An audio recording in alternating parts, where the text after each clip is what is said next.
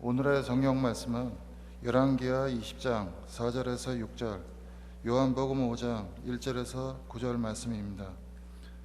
이사야가 성의 안뜰을 떠나기 전에 야훼의 말씀이 그에게 내렸다. 너는 돌아가서 내 백성의 왕 히즈키야에게 일러 주어라. 너의 선조 다윗의 하나님 야훼가 하는 말이다. 내 기도를 내가 들었고 내 눈물을 내가 보았다. 내가 너의 병을 낫게 해주리라. 3일 만에 너는 야훼의 전에 올라가게 되리라. 내가 너의 수명을 15년 더 연장시켜 주리라. 내가 너와 이 성을 아시리아 왕에게서 건져주고 나 자신과 나의 종 다윗을 보아서 이 성을 보호하리라.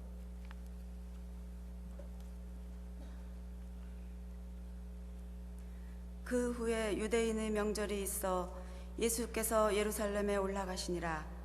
예루살렘에 있는 양문 곁에 히브리 말로 베데스다라 하는 곳이 있는데 거기 행각 5이 있고 그 안에 많은 병자, 소경, 절뚝발이, 혈기 마른 자들이 누워 물의 동함을 기다리니 이는 천사가 가끔 못에 내려와 물을 동하게 하는데 동한 후에 먼저 들어가는 자는 어떤 병에 걸렸든지 낫게 되밀어라. 거기 38년 된 병자가 있더라. 예수께서 그 누운 것을 보시고 병이 벌써 오랜 줄 아시고 이르시되 내가 낫고자 하느냐? 병자가 대답하되 주여 물이 동할 때 나를 못에 넣어줄 사람이 없어 내가 가는 동안에 다른 사람이 먼저 내려가나이다. 예수께서 가라사대 일어나 내 자리를 들고 걸어가라 하시니 그 사람이 곧 나아서 자리를 들고 걸어가니라. 이 말씀은 살아계신 하나님의 말씀입니다. 오늘은 좀 우울한 설교 말씀을 드리려고 합니다. 예루살렘 양문 곁에 베데스다라고 하는 못이 있었습니다. 이 못은 간헐천이었습니다. 그래서 종종 한참 있다가 한 번씩 물이 끓어오르는데 물이 끓어오를 때 제1착으로 뛰어들어가는 사람은 모든 병이 낫는다고 하는 전설과 속신을 가지고 있는 그런 못이 있었습니다. 그 못 주변에는 항상 많은 환자들이 그리고 그 가족들이 와서 대기하고 있었으므로 아주 당국에서는 아예 대기실을 만들기 위해서 5개의 행각을 지어서 그들이 이용하도록 했습니다. 베데스다 못가의 전경이야말로 고통 중에 있는 이 세상을 단적으로 표현하고 있으며 베데스다 못가의 전경이야말로 생로병사의 인간의 모습을 잘 표현하고 있습니다. 전도서 5장 17절에 볼 것 같으면 우리가 사는 날을 어두운 데서 보내나니 번뇌함도 많고 병도 많고 분함도 많도다 라는 말씀이 있습니다.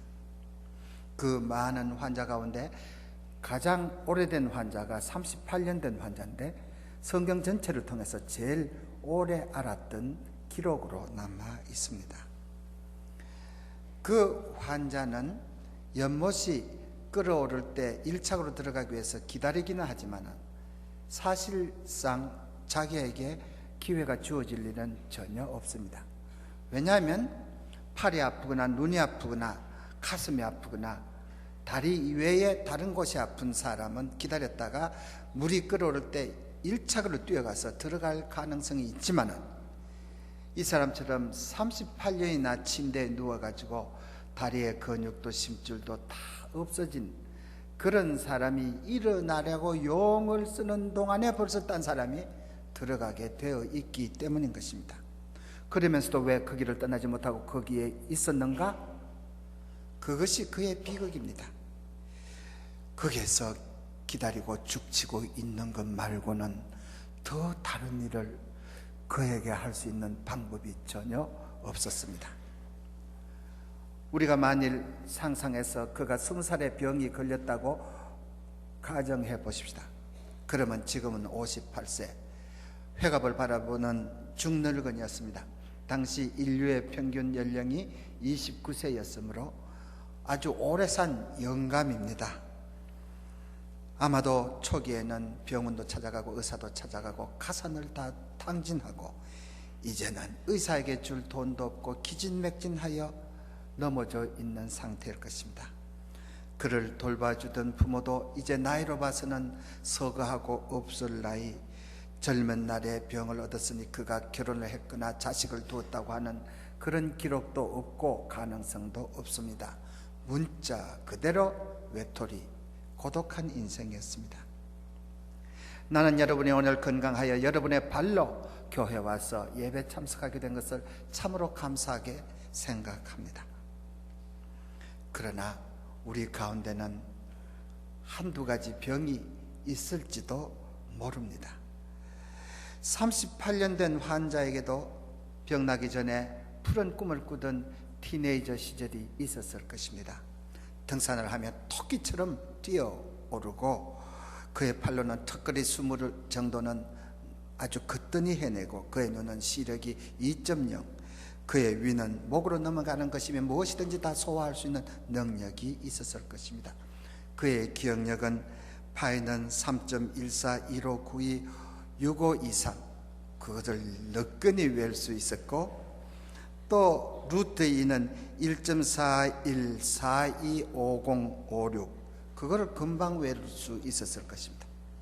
또 루트 3은 1.7320 그걸 외울 수 있었을 것입니다. 제가 잘 외죠? 그러나 내가 엉터리를 외봐야 김순성 권사님 말고는 저게 맞는 답인지 모르는 답인지 모를 테니까 막 갖다가 주서 대리라고 생각하면 안 됩니다. 다 조사해 와서 하는 말이니까요. 우리 같으면 조선조의 임금을 태종태세 문단세처럼 그도 역시 남북 왕국의 임금들의 이름들을 전부 다 주워 외울 수 있는 기억력이 있었을 것입니다. 뒤통수가 지면에 닿기만 하면 깊은 잠에 떨어져서 누가 업어가도 모를 만큼 단잠을 잤습니다. 그러나 이제는 그 입맛, 그 단잠, 그 기백 다 어디 가고 이제는 살아있는 성장이요 숨은 붙었으되 시체였습니다. 이제 그의 마음을 기쁘게 할 것은 아무것도 없고 그의 시형을 떠오르게 하는 일도 없었습니다. 괴테는 말했습니다. 쓸모없게 된 인간은 죽은 인간이다.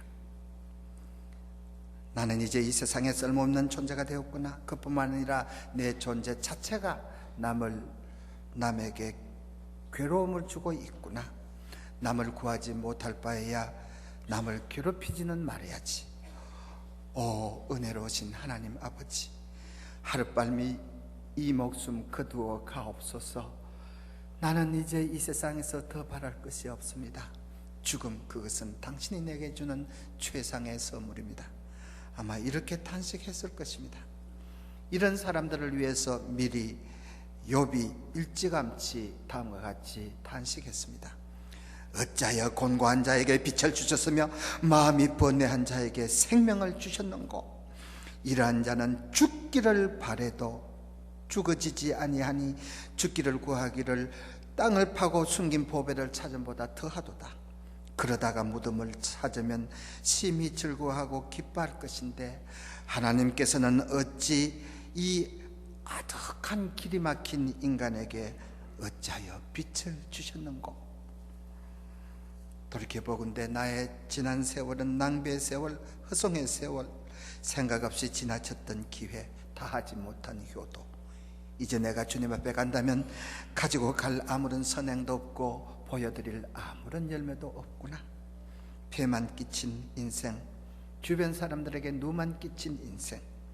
그는 서러워서 울고 괴로워했을 것입니다. 병이란 원래 외로운 것입니다. 왜냐하면 병은 남이 알아줄 수 없기 때문인 것입니다. 그러나 우리가 사태를 한번 거꾸로 생각해 보십시다. 만일 그에게 많은 가족이 있어서 3교대로 연못가를 지키고 있다가 연못이 푹 하고 끓어오를 때 1척으로 그를 연못 안으로 밀어 넣어 줬다고 한다면 그는 예수 그리스도를 만날 기회도 없었을 것이며 영혼이 구원받는 기회도 없었을 것입니다. 잘했다면 육신은 나았을지도 모르죠. 고독, 사고, 무침. 이때가 아니고서는 목이 곧은 인간은 하나님 앞에 돌아오지 않습니다. 그러므로 사고 무침, 사면 초가, 완전한 절망, 암담한 구렁텅이, 이때가 아니고서는 참으로 인간은 종교적인 자세를 갖추지 못합니다. 고독해진다고 하는 것은 내 장식을 떨어버리는 일입니다. 흙위에 쌓인 부풀어 오른 나를 깨뜨리는 일입니다. 여름에 무성한 잎들을 다 벗어버리고 겨울에 자기를 드러낸 나목처럼 진실하고 정난하는 있는 그대로의 정직한 나로 돌아가는 것이 고독의 과정인 것입니다. 그러므로 여러분이 병에 걸려서 고독하게 되거든 하나님이 주신 은혜의 때로 생각하고 이 고독을 활용하십시오. 이 외로움을 이용하시기 바랍니다. 그리하여 바쁠 때는 미처 생각하지 못하던 개미 쳇바퀴 돌듯이 뺑뺑 도느라고 그냥 생각해보지 못했던 인생의 깊은 생각들을 하면서 명상의 기회로 삼으시기 바랍니다. 어떤 사람은 참으로 앓을 줄을 모르는 사람도 있습니다. 병원에 입원했을 때 많은 사람에게 전화해서 나 입원했으니 문병 오너라 이래가지고 그만 하나님이 주신 특별한 기회를 활용하지 못하고 세상사로 흐리게 만드는 그런 어리석은 사람도 있습니다.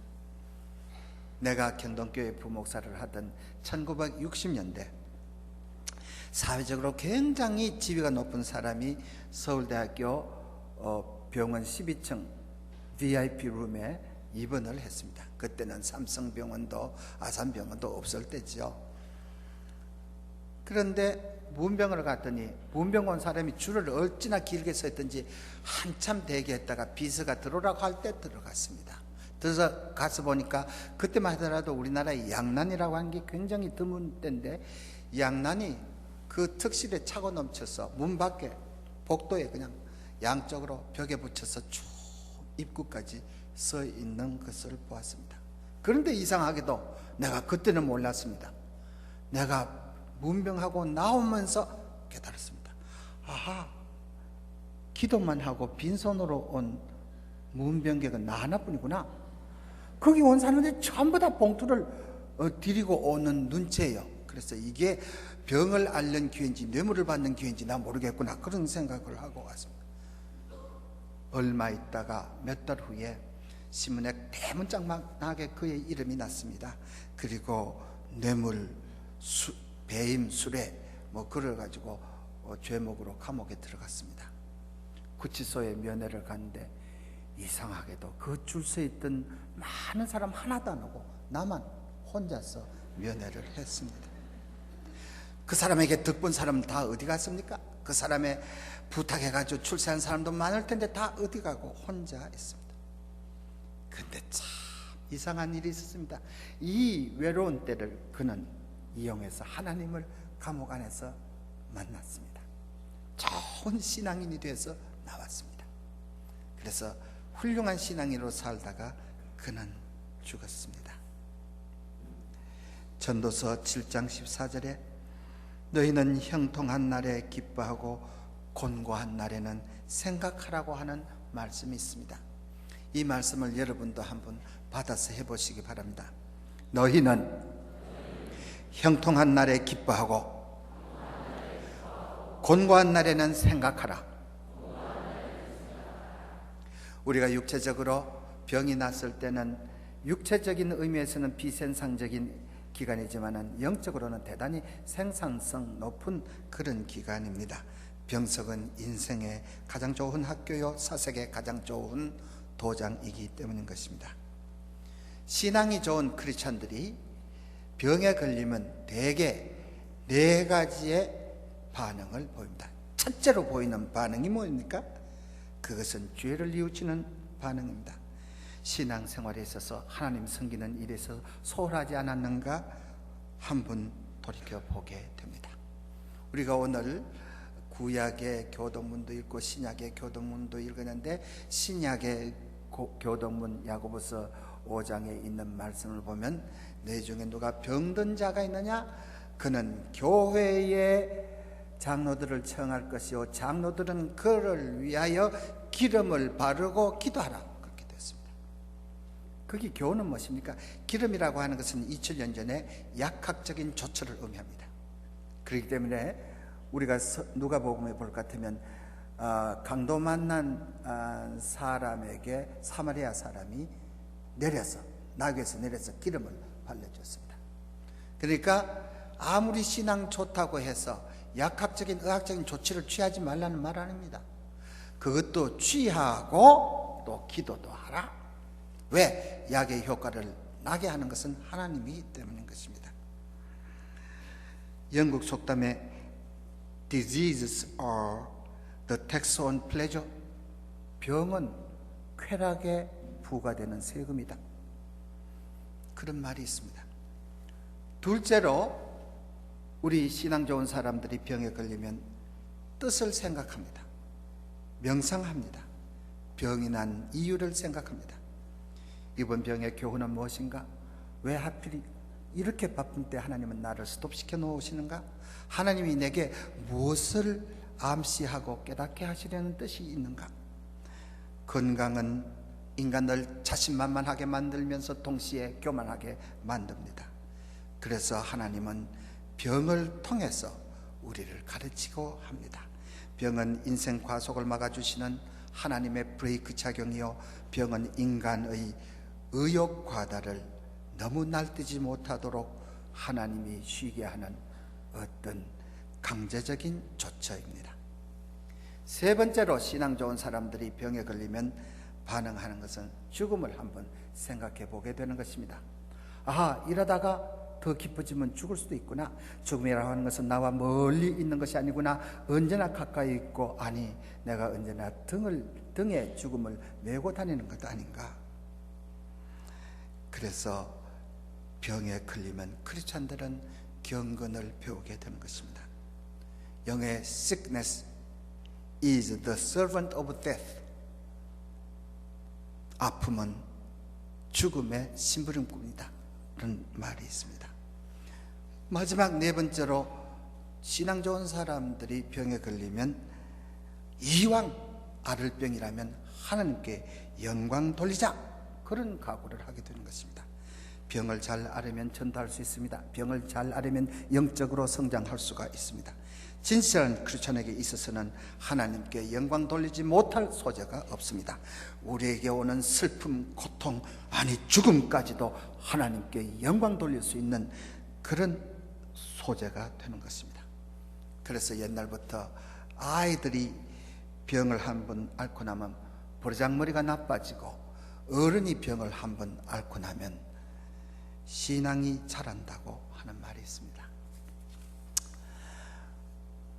혹 우리 가족 가운데 또는 나 자신이 불치병이라고 병원에서 선고를 받은 일도 있을 것입니다. 그런 사람도 실망해서는 안 될 것입니다. 아무리 의학이 발달하더라도 소우주인 인간을 전모를 다 알지 못합니다. 의학이 알아낸 것은 인간 현상의 일부분을 아는 것입니다. 시계는 시계를 만든 분이 제일 잘 압니다. 시계로서는 분침이 1분에 한 바퀴 도는 것 당연한 일입니다. 그러나 사람이 시계의 분침을 1분 안에 수십 번 돌리면 시계로 봐서는 그건 기적일 것입니다. 그러나 시계를 만든 사람에게서는 그건 기적이 아닙니다. 하나님은 인간을 만드셨습니다. 그러므로 인간을 제일 잘 아십니다. 의학적으로 불가능할 때도 절망하지 않고 또 하나의 다른 방법이 있는 것을 기억해야 됩니다. 오늘 여러분들이 대하신 구약의 본문은 히스기야 왕에 대한 병 낫는 이야기가 기록되어 있습니다. 히스기야 왕은 선정을 베푼 좋은 왕이었습니다. 그런데 불치병에 걸렸습니다. 의학계에서는 많은 사람들이 그분의 병이 피부암이 아니었을까 그렇게 생각하는 사람들이 있습니다. 그런데 하나님이 이사야의 계시를 받고 이제 하나님의 사람 이사야가 하나님의 계시를 받고 임금에게 가서 이제 조언하는 시간이 됐습니다. 임금님, 내가 하나님께로부터 신탁을 받았는데요, 임금님이 곧 돌아가신답니다. 그러니까 국정을 다 마무리 지으라고 하십니다. 이런 소리를 들었을 때 히스기야 왕은 어떤 태도를 취했을까요? 여러분 같으면 어떤 태도를 취했을까요? 막 하나님의 사람 이사야에게 매달리면서 오 하나님의 사람이여 내가 간절히 비오니 그저 나를 낫게 해달라고 하나님께 간구해 주시오. 아마 붙들고 울 수도 있을 것입니다. 아니면 궁중에 있는 금은 보화를 다 가지고 유명한 의사에게 찾아가서 이거 다 줄 테니까 내 생명 살려내라고 할 수도 있었을 것입니다. 그런데 히스기야 왕은 벽을 향하여 오랫동안 울고 또 울었습니다. 그랬더니 이렇게 이사야가 궁중을 빠져서 집으로 돌아가려고 한 문에 나가는데 하나님의 계시가 또 내렸습니다. 이사야야 다시 궁중에 들어가서 왕을 배워라. 그리고 이렇게 전하라. 나 하나님이 너의 울음을 보았다. 너의 기도를 들었다. 그러니까 내가 너를 3일 후에 나와서 여호와의 성전에 가서 제사 드릴 수 있게 하겠다. 그리고 내가 15년 더 살게 해주겠다. 그런 말을 전하는 것입니다. 하나님 멋있죠? 자연 법칙과 다릅니다. 기계와 다릅니다. 하나님은요, 그렇기 때문에 하나님이 하나님입니다. 왜? 하나님은 한번 딱 정하면 자연 법칙이나 기계처럼 전혀 변동이 없으면 그거 하나님 아니지. 하나님은 때렸다가도 또 상처를 어루만져 주시고 백성에게 징계했다가도 또 백성을 축복해 주시고 그게 하나님이야. 그러니까 기도할 맛이 나는 거지. 평생 하나님이 정한 대로 뜻을 바꾸지 않다면 기도해봐야 소용없는 거 아닙니까? 그러니까 하나님은 하나님인 것입니다. 열심히 기도할 수 있는 여지가 우리에게 남아 있습니다. 내가 말입니다, 목회할 때 아주 두 가지 이상한 것을 발견한 것이 있습니다. 의학적으로는, 과학적으로는 어떻게 설명하는지 모르지만 나는 그것을 경험으로 여러분에게 간증할 수가 있습니다. 아주 병원에서 전혀 불치의 병이라고 하는데 그 사람이 오랜 기도 생활을 함으로 말미암아 그 병이 낫는 것을 나는 경험을 했습니다. 이사야처럼 어떤 분이 3일 동안 울었답니다. 뭐 밥도 먹는 것도 잊어먹고 3일 울었는데 여러분 무슨 병에 걸리든지 3일만 울어보십시오. 병이 낫습니다. 그런데 여러분 3일은 고사하고 3분도 울지 못해서 병이 못 낫지 3일을 쭉 울고 나니까 그 사람 지금도 살아있습니다. 참 이상한 일이죠. 그거 의학적으로 어떻게 설명하는지 모르겠습니다. 또 의학적으로 어떻게 설명하는지 모릅니다. 완전히 식물인간이 됐습니다. 완전히 혼수 상태가 돼서 죽어 있습니다. 그런데 내가 가서 내 목소리로 기도하면 반응이 있는 것입니다. 지난주일에 우리 교회에 오명현 권사님하고 그 세 아들이 아버지 장례식을 치르고 인사하러 온 거 여러분 보셨죠? 그 전주간에 내가 병원에 갔습니다. 그분이 아파서 오랫동안 병원에 입원해 있다고. 그래서 병원에 갔더니 입원실이 없어요.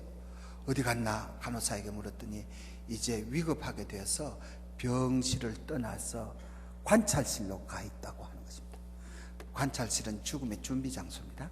거기 가서 보니까 완전히 간성 혼수가 와서 그의 남편 최정관 집사님이 우리 교회 김정일 집사님을 인도하신 분이십니다. 그분은 신앙이 얼마나 좋은지 내가 그분을 볼 때마다 언제나 당신은 진짜 신앙이며 당신이야말로 말로 도통한 사람이요. 내가 맨날 그런 소리를 했습니다. 정말 그분은 내가 알기로 간암 수술을 4번 했는데 아마 실제로는 더 했을지도 모릅니다. 그런데도 얼굴이 항상 그냥 밝고 깨끗하고 빛나요. 어째서 그러죠? 왜 간병 있는 사람 얼굴이 시커멓잖아요.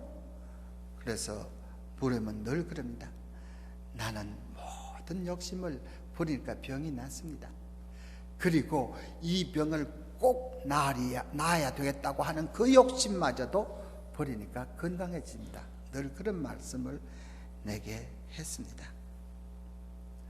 여러분, 그런데 그 오래 혼수 상태에 있던 사람이 내가 가서 손을 잡고 기도를 하니까, 또 부인이 당신이 좋아하는 김호식 목사님이 오셨어요 하니까 내 기도하는 소리를 듣더니 혼수 상태에 있는 사람이 딱 내 손을 잡는 것입니다.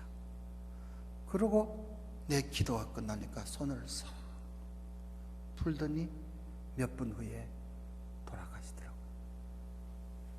그런 일은 의학적으로 아마 청각이 제일 나중까지 남는다 그러죠. 내가 여러분들이 다 아시는 김일환 선생님, 김일환 선생님도 완전히 식물 인간이 돼서 이제는 죽는 순간을, 아주 혼수 상태에 있은 지 오래됐습니다. 아무리 친척이 와서 불러도 꿈쩍하지 않았습니다. 근데 내가 가서 그분을 위해서 내 목소리를 기도하니까 기도가 끝난 다음에 날 며칠 전혀 반응이 없던 사람이 눈물을 쭉 흘리더라고요. 그런 일은 어떻게 설명하는지 난 모르겠습니다. 하여튼 그런 일을 경험했습니다. 장기 환자들은 성경과 교제하시기 바랍니다. 성경은 당신을 위해서 연가를 읊어줄 것이요 전쟁 이야기를 들려줄 것입니다.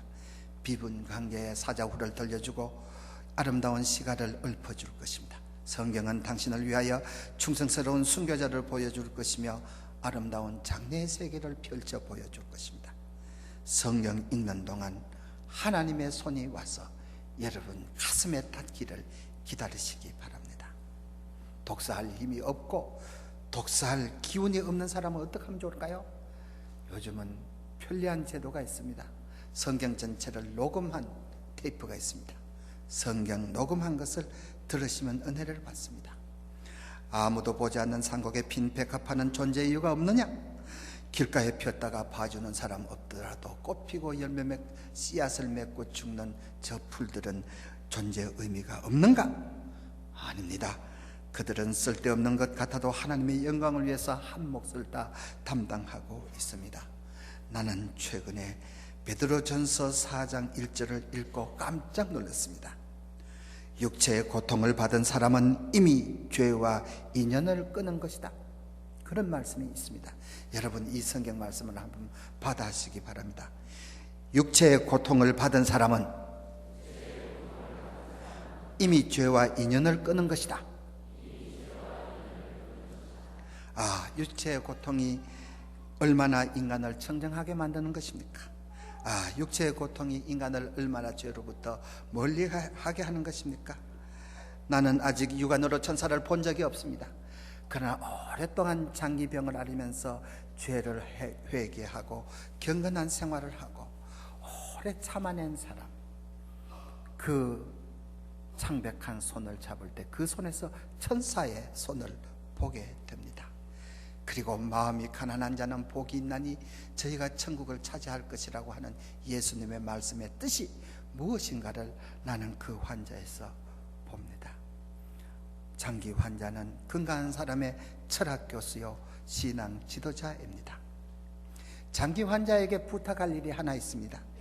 그것은 요즘 유행으로 말하고 있는 테레사 효과라고 하는 것입니다. 여러분, 테레사 수녀가 수녀원을 나설 때 손안에 돈 한 푼 없었습니다. 나같이 가난한 사람이 어떻게 남을 도울 수 있을까?